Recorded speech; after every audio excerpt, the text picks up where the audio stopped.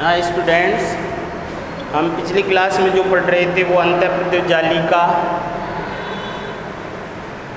और अंतःप्रद्योत जालिका के बारे में हम पढ़ रहे थे। तो आज हम बात करते हैं अंतःप्रद्योत जालिका के प्रकार।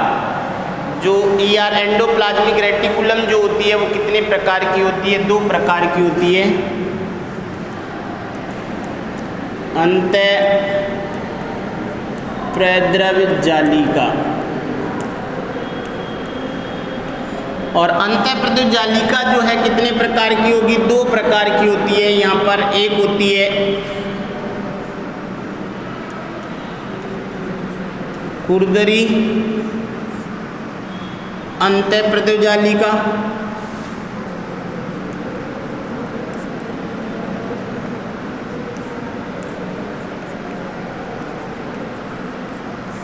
और दूसरी जो होती है वो होती है चिकनी अंतःप्रद्योत जालिका। तो खुरदरी अंतःप्रद्योत जालिका जो है दूसरी कौन सी है? चिकनी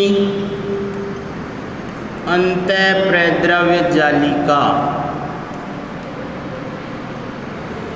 कौन सी है? चिकनी अंतःप्रद्रव्य जालिका। अब देखो यहाँ पर अगर खुरदरी अंतःप्रद्रव्य जालिका की मैं बात करूँगा तो खुरदरी अंतःप्रद्रव्य जालिका क्या होगी कि जो सिस्टर्नी जो होती है, अपन ने संरचना में देखे थे कौन कौन से भागों से मिलकर अंतःप्रद्रव्य जालिका, कौन कौन से भाग होते हैं? सिस्टर्नी है, वेसिकल है, ट्यूब्यूल्स अर्थात नलिकाएं जो हैं। तो जो सिस्टर्नी जो होती है उन सिस्टर्नियों पर क्या जुड़े होते हैं? राइबोसोम लगे होते हैं। तो इसकी संरचना यह मुख्यतः किसकी बनी होगी?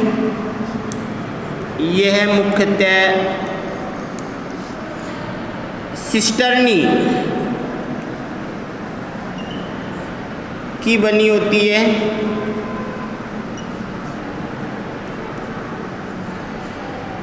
और ये जो होगी ये मुख्यतः किसकी बनी होगी? जो नलिकाएं जो होती हैं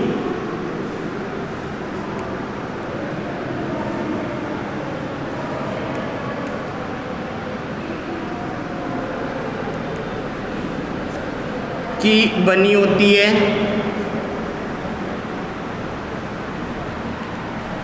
अगर बात करते हैं यहाँ पर क्या होगा कि यहाँ पर राइबोसोम जुड़े होंगे। कहाँ पर? सिस्टर्नी जो होती है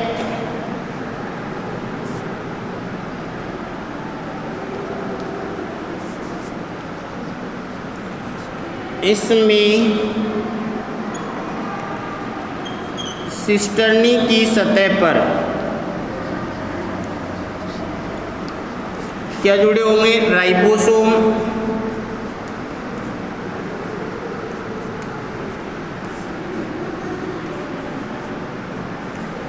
जुड़े रहते हैं, जबकि यहाँ पर राइबोसोम लगे हुए नहीं रहते हैं।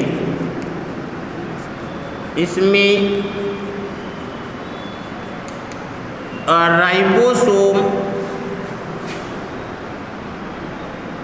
राइबोसोम लगे नहीं होते हैं। तो ये संरचना से मेन पाया जाए, ये मुख्यतः किसकी बनी होगी? सिस्टर्नी। और सिस्टर्नी की सतह जो होती है उन पर क्या पाए जाएंगे? राइबोसोम पाए जाएंगे। और राइबोसोम जो है वो क्या काम करते हैं? यहाँ पर प्रोटीन संश्लेषण का काम करेंगे। तो ये बताओ खुरदरी अंतःप्रद्रव्य जालिका जो है वो किसका काम करेगी? ये है प्रोटीन निर्माण व स्थानांतरण में सहायता करती है। क्या करेगी? ये प्रोटीन निर्माण व स्थानांतरण में क्या कर देती है? सहायता। क्यों? क्योंकि इनकी सतह पर क्या पाए जाते हैं? राइबोसोम पाए जाते हैं। और राइबोसोम क्या काम करते हैं? प्रोटीन निर्माण का, प्रोटीन सिंथेसिस का। जबकि ये जो होती है ये वसा संश्लेषण का कार्य करती है। ये किसका काम कर रही है? वसा संश्लेषण का कार्य करती हैं। उसके बाद में अगर देखते हैं खुरदरी अंतःप्रदेश जालिका, तो सिस्टर्नी जो होती है इनकी ये कहाँ पाई जाती है? केंद्रक झिल्ली के पास में। जबकि चिकनी अंतःप्रदेश जालिकाएं किसकी बनी हुई? नलिकाओं की, और नलिकाएं जो है ये कहाँ पाई जाती है? कोशिका झिल्ली के पास पाई जाती हैं। ये मुख्यतः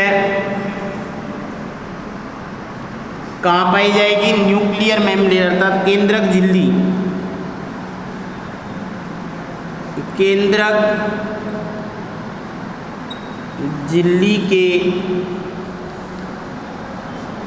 पास पाई जाती हैं, और इसलिए ये क्या काम करती है? केंद्रक द्रव्य और कोशिका द्रव में पदार्थों के स्थानांतरण में क्या कर देती है? सहायक होती है। जबकि ये कहाँ पाई जाती हैं? ये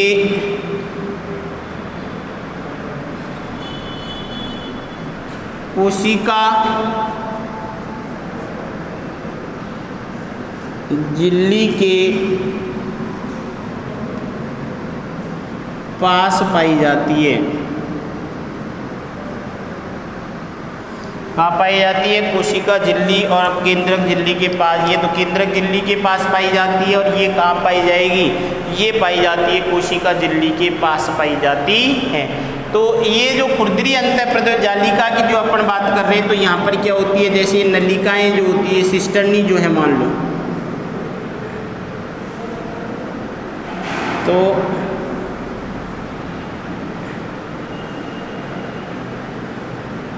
इन पर क्या लगे रहेंगे? यहाँ पर ये छोटे छोटे राइबोसोम पाए जाते हैं, अर्थात ये राइबोसोम को जुड़ने के लिए क्या प्रदान करती है?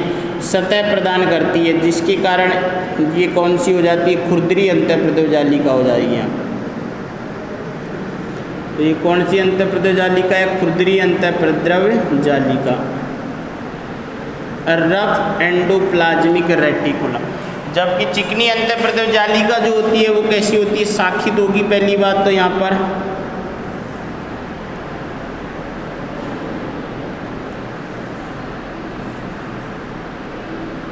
इस तरीके से ये कैसी, इनके ऊपर राइबोसोम नहीं पाए जाएंगे। क्लियर?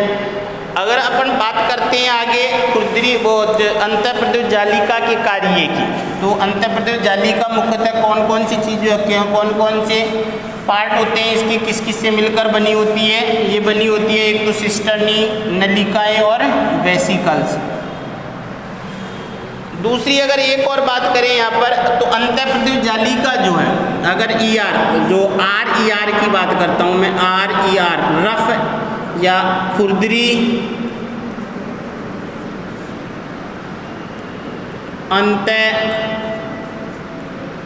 अंतःप्रदेश जालिका, तो खुरदरी अंतःप्रदेश जालिका जो है, तो आवश्यकता पड़ने पर ये किस में चेंज हो सकती है?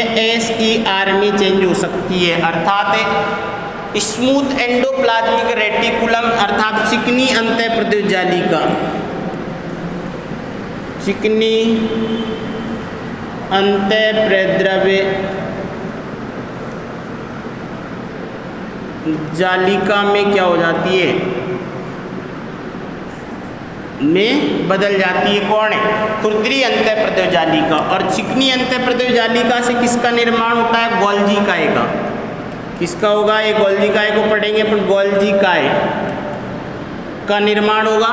और गोल्जी काय जो है इससे किसका निर्माण होता है? गोल्जी काय जो है इससे किसका निर्माण होगा? जो लाइसोसोम जो है, प्राथमिक लाइसोसोम बोल सकते हैं इसको,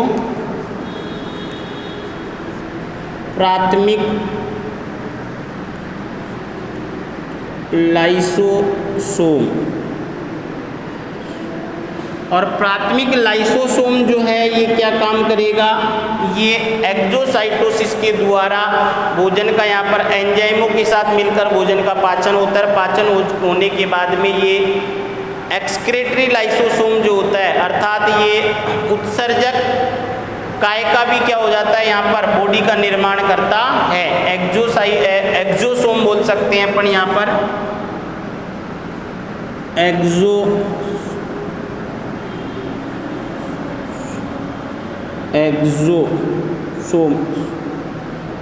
एक्सोसोम जो है उत्सर्जी काय का निर्माण होता है। तो इस तरीके से ये बदल सकते हैं, अर्थात RER जो है वो किस में बदल जाएगी, SCR में। SCR गोल्जी काय का प्राथमिक लाइसोसोम और फिर एक्सोसोम या बाह्य उत्सर्जी काय जो है उसका निर्माण हो जाता है। उसके बाद में अगर अपन देखते हैं इसके कार्य की बात करते हैं,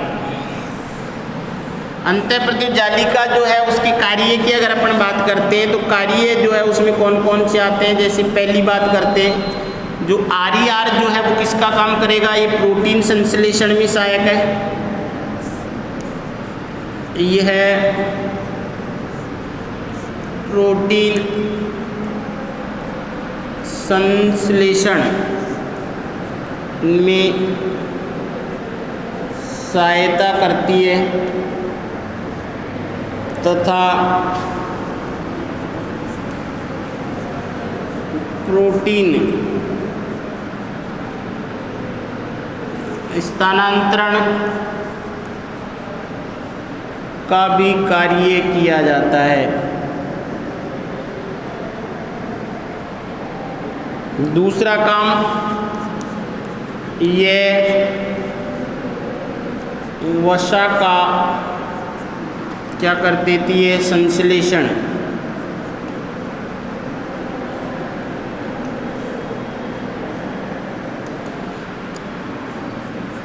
तीसरी बात देखें तो ये किसका निर्माण होता है, इसी गोल्जी काय का निर्माण भी करती है। और उसके अलावा ये कोशिका भित्ति जो है ये है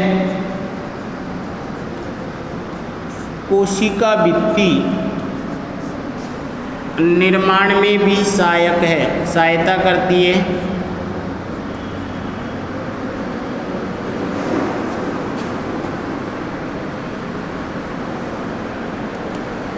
जब भोजन का पाचन होता है, पाचन के बाद में जब वसा का अवशोषण होता है तो वसा का अवशोषण जो है वो किसके रूप में होगा, मिसेल के रूप में। और मिसेल के रूप में जैसे ही होता है तो अंदर जाने के बाद ये तो वहाँ पर क्या होता है कि जो कौन सी जो मोनोग्लिसराइड होते हैं उनको ट्राइग्लिसराइड में बदला जाता है। वो ट्राइग्लिसराइड जो है क्या वसा ही तो है, तो वसा संश्लेषण जो है उसमें भी क्या कर रही है, सहायता कर रही है। कौन, गोल्जी का है। तो वो क्रिया किसके द्वारा की जाती है, गोल्जी का अंतःप्रद्युत जालिका के द्वारा की जाती है। उसके बाद में अगर देखते हैं जो चिकनी अंतःप्रद्युत जालिका जो है ये क्या कर देती है, जो विषैले पदार्थ है उनको अविषैले पदार्थ में अर्थात डिटॉक्सिफिकेशन का कार्य भी करती है। ये है डिटॉक्सिफिकेशन का भी